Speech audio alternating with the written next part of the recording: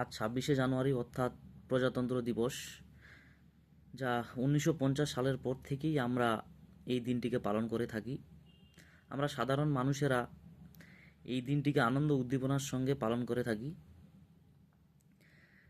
কিন্তু বিজেপি নামক একটি রাজনৈতিক দলের কল্যাণে সাধারণ মানুষের যে স্বাধীনতা বা প্রজাতন্ত্র, সেটা দিনের পর দিন গায়েব হয়ে যাচ্ছে এবং বিজেপি তন্ত্রে প্রতিষ্ঠিত হচ্ছে, যা আমাদের সুষ্ঠু সমাজকে কলুষিত করছে। এই যে আমরা প্রজাতন্ত্র দিবস বা 15ই আগস্ট স্বাধীনতা দিবস, এই দিনগুলো যে আমরা আনন্দ উদ্দীপনার সঙ্গে পালন করে আসছি, সেই দিনগুলো আমাদের ধীরে ধীরে গায়েব হয়ে যাচ্ছে, আনন্দ উদ্দীপনাগুলো গায়েব হয়ে যাচ্ছে বা গায়েব হতে চলেছে। সেটা কারণ কিভাবে? এই যে আমাদের পশ্চিমবাংলায় বর্তমানে এসআইআর চলছে। এসআইআর এর নাম করে তারা নাকি ঠিক করবে যে কত ভোটারের নাগরিকত্ব নাম কাটা হবে আর কত নাগরিকত্ব তারা দেবে। তাও আবার ইলেকশন কমিশন নামক সাংবিধানিক ব্যবস্থার মাধ্যমে।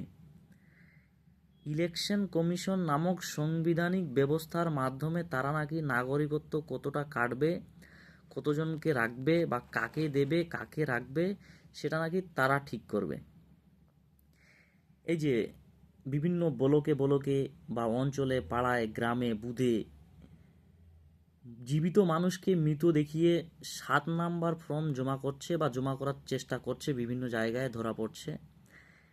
তাতে তো দেশের মানুষের সর্বনাশের পথে, আমরা তো সর্বনাশের পথে সাধারণ মানুষেরা, কিন্তু বিজেপিরা তাদের আইডিওলজির সাকসেসফুলের দিকে, বা সেই জন্য বিজেপিরা উল্লাসের পথে।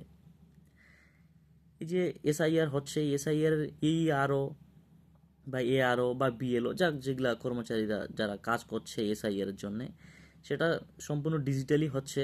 মোবাইল অ্যাপস বা সিস্টেমে অ্যাপস দিয়েছে, এর মাধ্যমেই কাজগুলো হচ্ছে। এটা কন্ট্রোল করছে কে? দিল্লি থেকে। অফ ইন্ডিয়া, সেটা দিল্লি থেকে কন্ট্রোল হচ্ছে এই অ্যাপসগুলো। আর এই কে কন্ট্রোল করছে? করছে বিজেপি সরকার।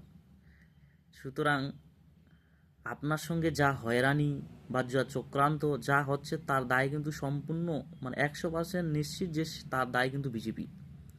কারণ এই যে নোটিশ যাচ্ছে, কারো 6-7 জন সন্তানের বাবা, কারো 6-7 ভাই বোন, তাদেরকে নোটিশ দিচ্ছে বিভিন্ন রকম চক্রান্ত।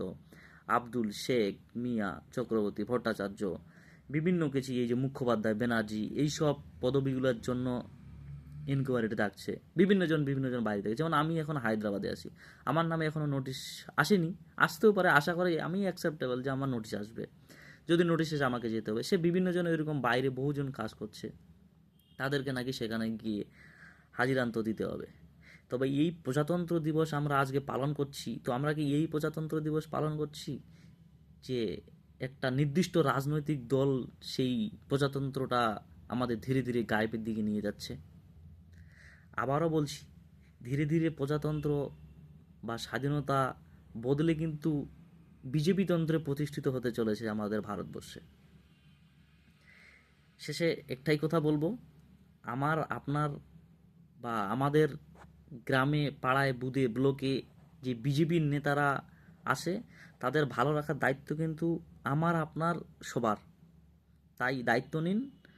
আগামী নির্বাচন, সে বিধানসভা নির্বাচন হোক, আর গ্রাম পঞ্চায়েত নির্বাচন হোক, আর লোকসভা নির্বাচন হোক, আর পৌরসভা নির্বাচন হোক, তাই বিজেপি নেতাদের অতিথি আপ্যায়ন করবেন, ভালোভাবে অতিথি আপ্যায়ন করবেন, যাতে আমাদের এই প্রজাতন্ত্র বা আমাদের স্বাধীনতা যেন ভালো থাকে, এবং বিজেপি নেতাদেরকেও ভালো রাখবেন। ধন্যবাদ।